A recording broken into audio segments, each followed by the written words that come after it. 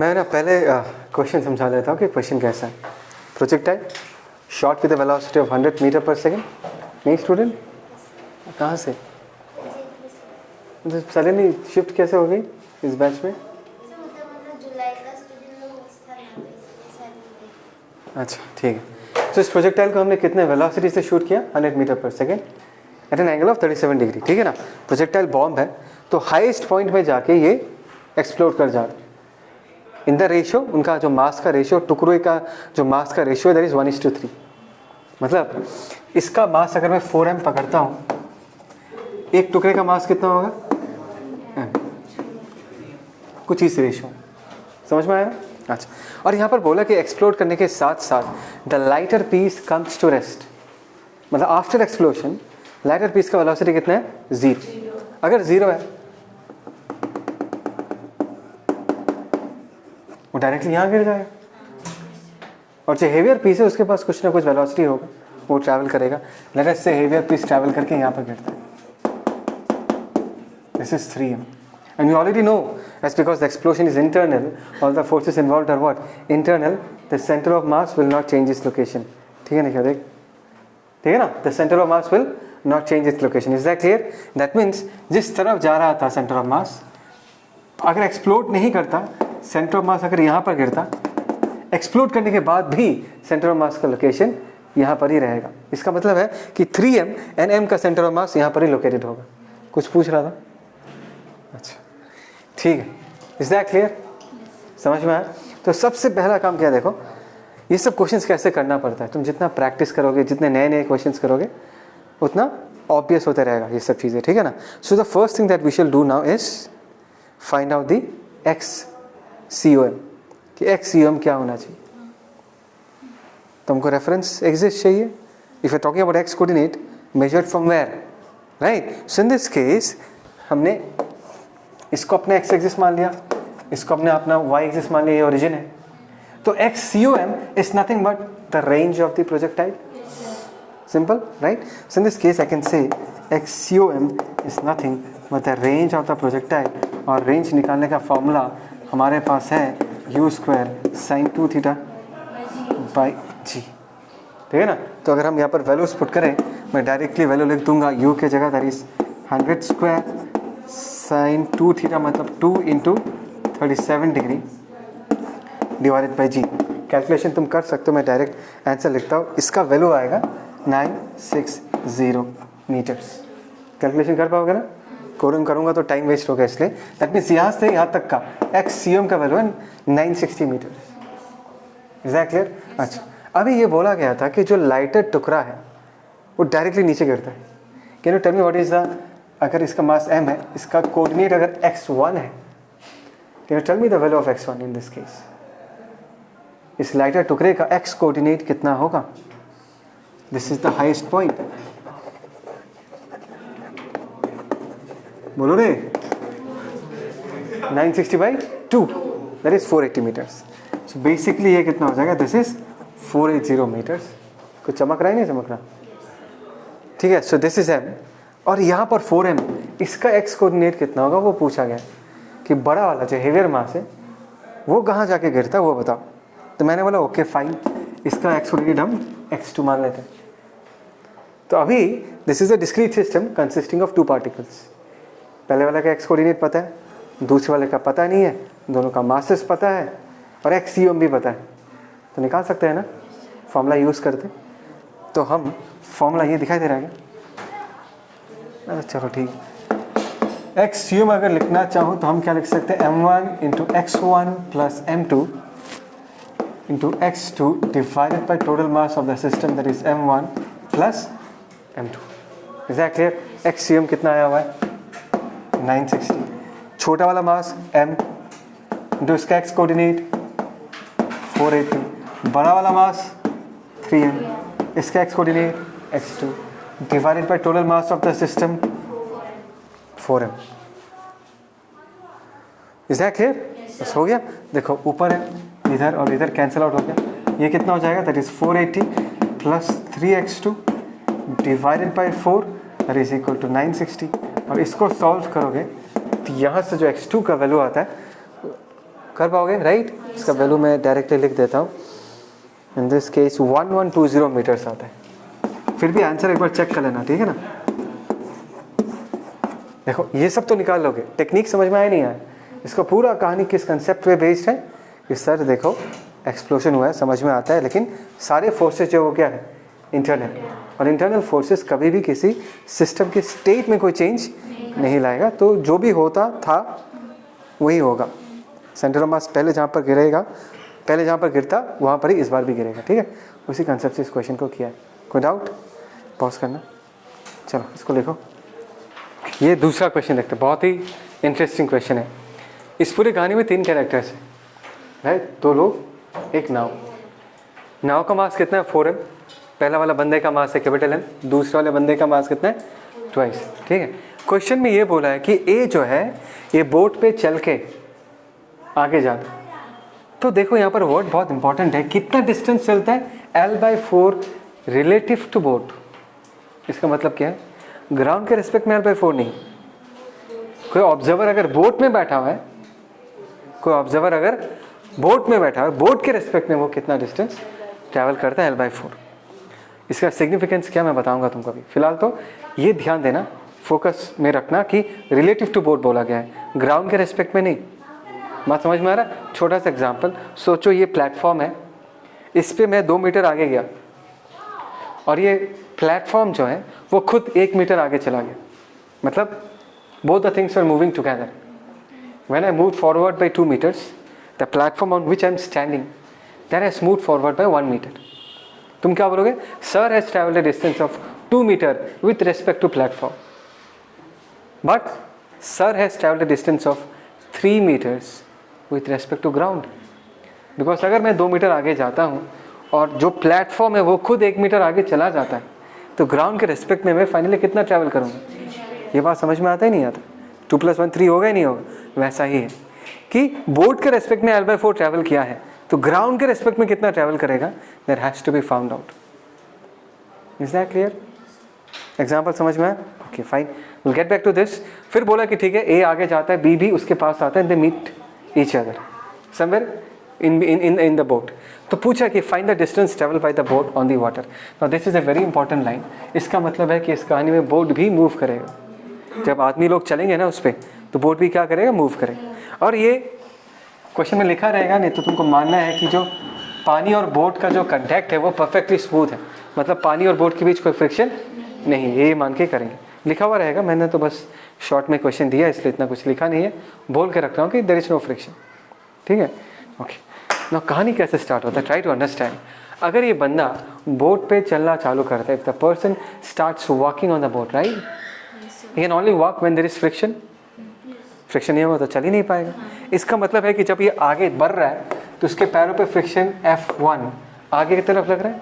Do you know this? जब हम रास्ते में चलते हैं हमारे पैरों पे फ्रिक्शन किधर लगता है? आगे की तरफ, पीछे नहीं. Friction does not oppose motion, friction opposes relative motion. तो फ्रिक्शन हम पे आगे लगता है.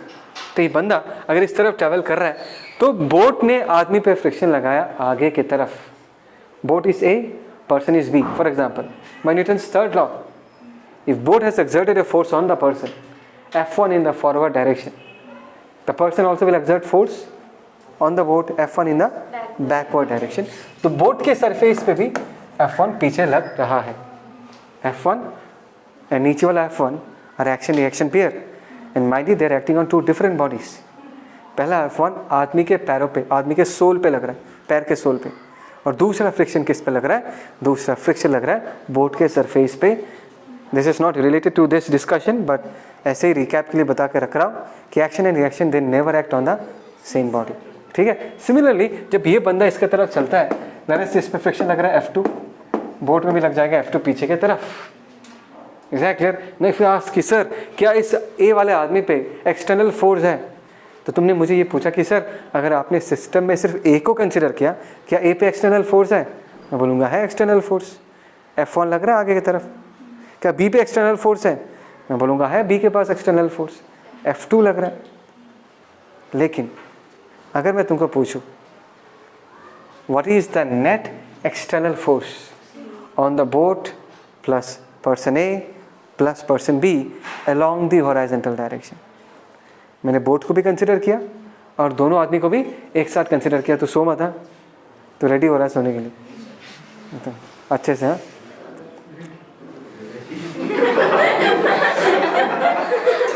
आराम से आराम से, नहीं मुझे पता चल जाता है तब, मेरे को भी नींद आता है, सो आई नो दिस। ठीक है, सो सीन क्या है कि बोट है, आदमी, दोनों को एक साथ अगर मैं कंसिडर करूंगा, इट्स ऑब्वियस ना, both the F1s will cancel out, both the F2s will cancel out, and we can say that horizontal direction में कुछ नहीं बदलेगा। कुछ नहीं मतलब सेंटर ऑफ मास का कुछ नहीं बदलेगा। आदमी का तो हेरा फेरी हो चुका है, आदमी चलेगा, बोट भी हिलेगा, लेकिन फाइनली सेंटर ऑफ मास का लोकेशन चेंज नहीं होगा। तो हम सबसे पहले सेंटर ऑफ मास कितना होगा, वो नॉट कितना होगा, कितना होगा तो हमको पता है, 4m + m + 2m, 6m का सेंटर ऑफ मास है। कहाँ पर है इनिशियली वो देख लेते हैं। बिफोर मूवमेंट जहाँ पर सेंटर ऑफ मास होगा, या बिफोर मूवमेंट हॉरिजॉन्टल डायरेक्शन में XCOM जो होगा, after movement also XCOM will stay the same, and you know the reason for this. Why? External force acting along the horizontal direction। Y direction में तो है ही external force, mg। हाँ इस question में नहीं चाहिए, लेकिन पूरा तुमको समझ के रखना पड़ेगा। वाई डायरेक्शन में है लेकिन mg, x डायरेक्शन में नहीं है, तो that is the reason we are only concern about the XCOM, we are not talking about YCOM। Is that clear? Okay, so in this case सबसे पहले हम XCOM निकाल कर रखते हैं, और कभी भी हमको कैलकुलेशन करना है, रेफरेंस एक्सिस डिफाइन करना बहुत ज़रूरी है। तो मैंने इस पहले बंदे को ही ओरिजिन मान लिया, इसका x कोऑर्डिनेट 0, बोट का x coordinate l/2, come on, और उस आदमी का x कोऑर्डिनेट l। कोई डाउट? किसी को कोई डाउट? भाई ये तो सेंटर पे होगा ना, बोट के सेंटर पे कितने डिस्टेंस पे होगा, l/2 पे। सो पहले वाले आदमी का m × 0, बोट का कितना है 4m × l/2 प्लस 2 वाला आदमी का कितना है, that is l divided by total mass of the system 3 + 4 2 + 3 7 है। सो ये गया काम से, दिस इज 2 × 4 2 ml, 2 ml कितना हो जाएगा 4l/7, 4l/7, that is around 42 point, okay, something around 0.5l। एक मिनट, 4l/7 मतलब कहाँ पर होगा ये, 7 6 42। ओके चलो ठीक है, 4l/7 पे इसका एक्सियम, ठीक है ना। बाद में भी इसका एक्सियम कहाँ पर रहेगा, बाद में मतलब आफ्टर ऑल द मूवमेंट कहाँ पर रहेगा, 4l/7 पे। Is that clear? So let us now draw the picture after they have moved, right, after they have moved. ऐसे हम थोड़ा गेस कर सकते हैं, एज बिकॉज ये आदमी ज़्यादा भारी है, उसके पैरों पे जो फ्रिक्शन होगा वो भी ज़्यादा होगा। तो बोट पे देखो, बोट को एक फ्रिक्शन लेफ्ट की तरफ लेके जाना चाहते हैं, बोट पे F2 वाला फ्रिक्शन राइट की तरफ लेके जाना चाहते हैं। अब मैं ये गेस कर रहा हूँ कि F2 का वैल्यू ज़्यादा होगा, बिकॉज भारी आदमी है उसके ऊपर, तो थोड़ा फाइनली उसका शिफ्ट किधर हुआ होगा, राइट की तरफ ही शिफ्ट हुआ होगा। दिखाई दिया? बोट पे 2 फ्रिक्शन लग रहा है, मतलब कभी एक F1 एक F2, कौन जीतेगा? गैस करे, F2 जीतेगा। तो किस तरह मूव करेगा, थोड़ा बोट को हम राइट की तरफ शिफ्ट कर देंगे। सो लेट अस से boat has shifted by distance of x along this direction. Is that clear? तो बोट को हमने यहाँ पर बना दिया, this is a boat, boat का सेंटर ऑफ मास यहाँ आ गया, दिस इज 4m। अगर इसका x कोऑर्डिनेट अभी पूछोगे, what is x coordinate, this is nothing but यहाँ से यहाँ तक तो l/2 था। अरे बोलो ना, एक्सिस तो चेंज नहीं कर पाओगे ना, यही तुम्हारा ओरिजिन है। इसके रेस्पेक्ट में 4l/7 है, तो इसके रेस्पेक्ट में भी कहाँ पर होगा, 4l/7। तो बोट का जो अभी x कोऑर्डिनेट होगा, दैट इज l/2 + x, ठीक है ना। आदमी जो है वो बोट पे l/4 डिस्टेंस चलता है। पहला वाला जो आदमी, ए वाला जो आदमी है, बोट पे कितना डिस्टेंस चलता है, l/4 डिस्टेंस चलता है। जैसे कि मैं चला था, अभी नीचे वाला प्लेटफॉर्म भी अगर x डिस्टेंस आगे बढ़ जाए, तो ग्राउंड के रेस्पेक्ट में आदमी का फाइनल मूवमेंट कितना होगा, l/4 + x। That means let us से ए अगर यहाँ पहुँच गया, दिस इज ए, इसका मास m है, तो इसका जो x कोऑर्डिनेट होगा वो कितना होगा, बोट में तो वो l/4 चला है, लेकिन ग्राउंड के रिस्पेक्ट में l/4 प्लस एक्स, तो this is l/4 plus X. B वाला आदमी भी यहाँ पर ही है because they meet each other, ठीक है ना। और बी वाले आदमी का भी एक्स कोऑर्डिनेट कितना होगा, l/4 प्लस एक्स ही होगा। बोलो समझ में आया नहीं यार? Yes, sir. पक्का? Yes, sir. कोई डाउट? No, sir. यहाँ तक कोई डाउट? श्योर?